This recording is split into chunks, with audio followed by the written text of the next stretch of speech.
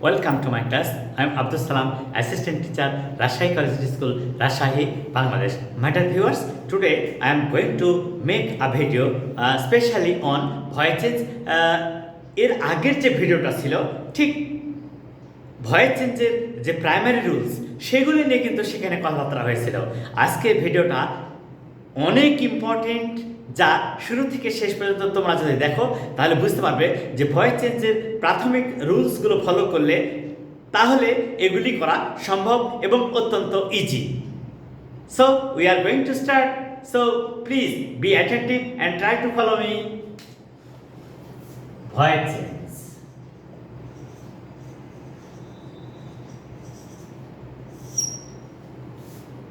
he active, he gave me a pen. He gave me a pen. আচ্ছা দেখ follow করো তো। Subject, verb transitive, indirect object, direct object. তার অর্থ হচ্ছে যে আমরা এখানে দেখলাম যে একটা সেন্টেন্সে একাধিক অবজেক্ট থাকতে পারে। ইয়েস, তার মধ্যে একটা অবজেক্ট সাবজেক্ট হবে, অন্য অবজেক্টটা অবজেক্টই থেকে যাবে। তাহলে সেভাবে আমরা চেষ্টা করতে কিভাবে অনেক চমৎকার করে সহজেই করতে পারি। সাবজেক্ট মি এর সাবজেক্ট ফর্ম হচ্ছে আই, এটা পাস্ট টেন্স, তাহলে অক্সিলারি ভার্ব হবে ওয়াজ। I was given ভার্বের past participle form, I was given a pen object by him, by him, I was given a pen by him। দেখো তো আমাদের এখানে শেখার বিষয়টা হচ্ছে যে আমরা এখানে দেখছি দুইটা অবজেক্ট, একটা এটা হচ্ছে ইনডাইরেক্ট অবজেক্ট, এটা হচ্ছে ডাইরেক্ট অবজেক্ট। আসলে আমরা ছোট্ট একটা বিষয় ফলো করবো, সেটা কি যে ব্যক্তিবাচক পার্সোনাল অবজেক্ট যেগুলি তাদেরকে আমরা ইনডাইরেক্ট অবজেক্ট বলি, আর বস্তুবাচক বা কোনো ঘটনা নিয়ে যদি কোনো অবজেক্ট হয় সেটাকে আমরা ডাইরেক্ট অবজেক্ট বলি। একটা সহজ বুদ্ধি, এই অনেকগুলো অবজেক্ট যখন অ্যাক্টিভ ভয়েসে থাকবে তাকে প্যাসিভ ভয়েসে রূপান্তরের সময় একটা অবজেক্ট সাবজেক্ট হবে, অন্য অবজেক্টটা অবজেক্টে থেকে যাবে। যেমন দেখো আপেন, এটা অবজেক্ট থেকে গেল, আর এই অবজেক্ট বলা হয় রিটেইনড অবজেক্ট। তাহলে আবার একটু দেখি, অ্যাক্টিভ ভয়েসে একাধিক অবজেক্ট থাকলে তাকে প্যাসিভ ভয়েসে রূপান্তরের সময় একটা অবজেক্ট সাবজেক্ট হবে, অন্য অবজেক্টগুলো অবজেক্ট রূপেই থাকবে। যে অবজেক্টটা অবজেক্ট রূপেই থাকে তাকে বলা হয় রিটেইনড অবজেক্ট, রিটেইনড অবজেক্ট। এখানে পার্সোনাল অবজেক্টটাকে সাবজেক্ট করা সহজ। যদি আমরা ডাইরেক্ট অবজেক্ট বা ইম্পার্সোনাল বা বস্তুবাচক অবজেক্টকে সাবজেক্ট করি তাহলে কি হয় একটু দেখি। এটাকে অর, এইটাও কারেক্ট, আবার এভাবেও করা যায়। সেটা কি, a pen was given to me by him, এটাও ঠিক। তাহলে এই যে টু মি হয়ে গেল, তাহলে আমরা এখানে শিখলামটা কি, শিখলাম হলো যে ইনডাইরেক্ট অবজেক্ট যদি অবজেক্ট রূপেই থেকে যায় তাহলে তার পূর্বে টু বসে, আর জন্য বা কারণে কারোর জন্য কোনো কাজ করা হলে তখন ফর বসে। একদম সহজ। তাহলে আমরা কি শিখলাম, অ্যাক্টিভ ভয়েসে একাধিক অবজেক্ট থাকলে একটা অবজেক্ট সাবজেক্ট হবে, অন্যটা অবজেক্ট রূপেই থাকবে। যে অবজেক্টটা অবজেক্ট রূপেই থাকবে তাকে বলা হয় রিটেইনড অবজেক্ট। আরেকটা শিখলাম কি যে পার্সোনাল অবজেক্ট ইনডাইরেক্ট অবজেক্ট যদি অবজেক্ট রূপেই থাকে তাহলে তার পূর্বে টু বসাতে হয়। এই যে তার পূর্বে টু, তাহলে হয়ে গেল। এবারে আরেকটা সেন্টেন্স দেখি কেমন সেটা।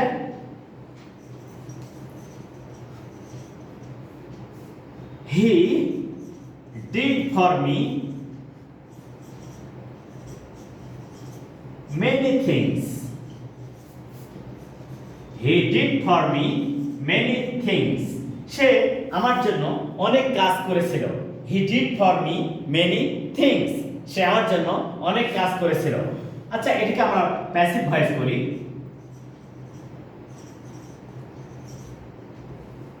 এই যে for me are many things object, আচ্ছা এই ফর মিটা আমরা এটাকে সাবজেক্ট আকারে ব্যবহার করতে পারবো না। কেন?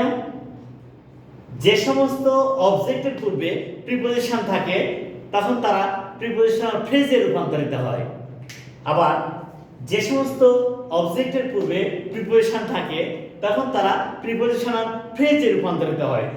ওই অবজেক্টগুলোকে কখনো সাবজেক্ট আকারে ব্যবহার করা যাবে না। তাহলে কি এই অবজেক্টটা হয়ে যাবে সাবজেক্ট। দেখো তো, many things, many things were done for me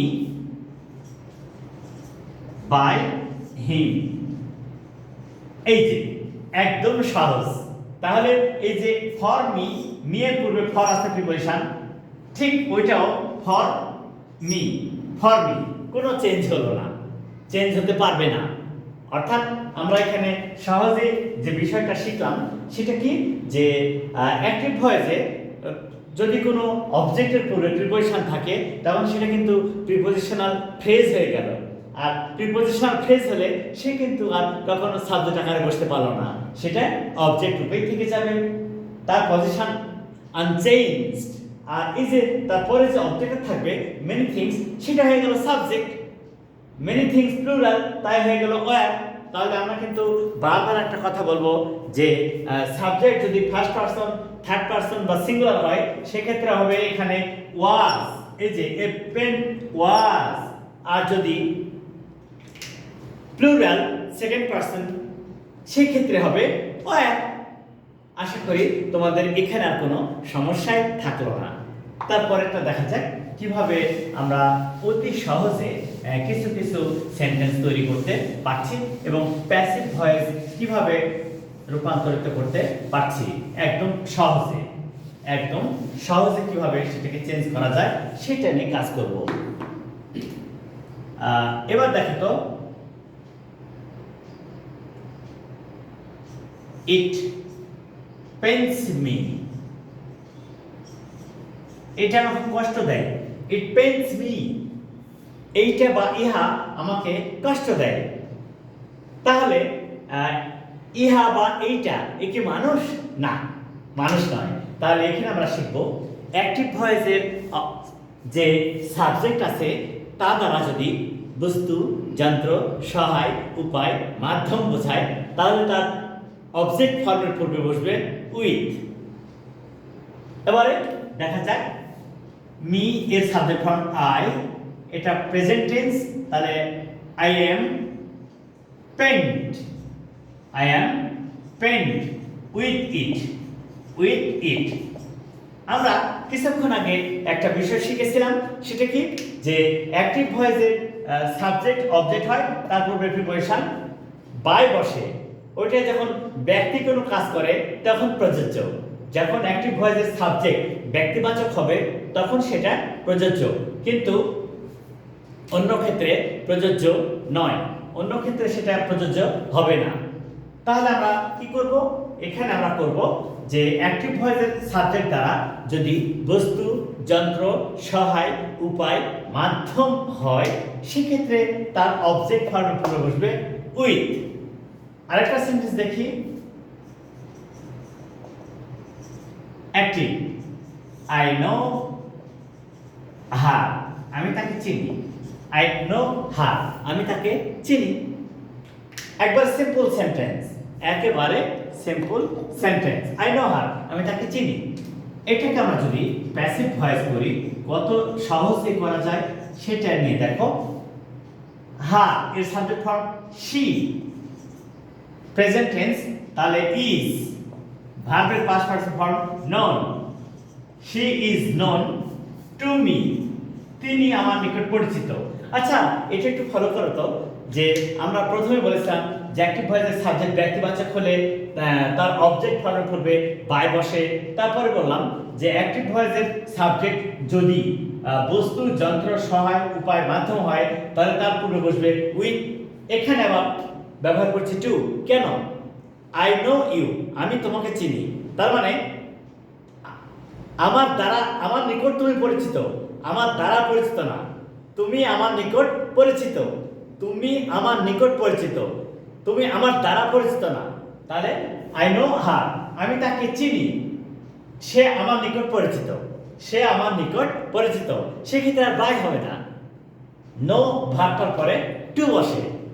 so be careful at the time of making the preposition, at the time of making change of voice.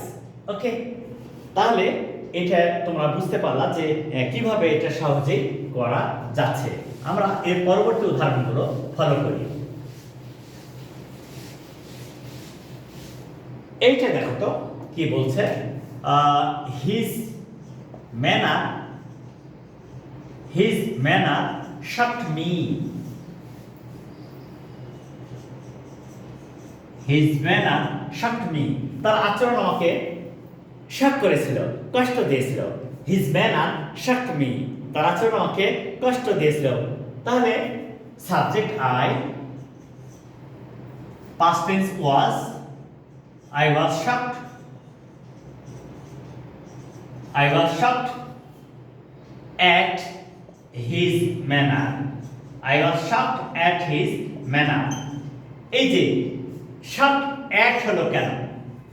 Active ভয়েসের সাবজেক্ট দ্বারা যদি কোনো ব্যক্তির আচরণ প্রকাশ পায় বা গুড নিউজ বা ব্যাড নিউজ এরকম কিছু বোঝায়, তাহলে প্যাসিভ ভয়েসে তার অবজেক্ট ফর্মের পূর্বে প্রিপোজিশন বসবে অ্যাট।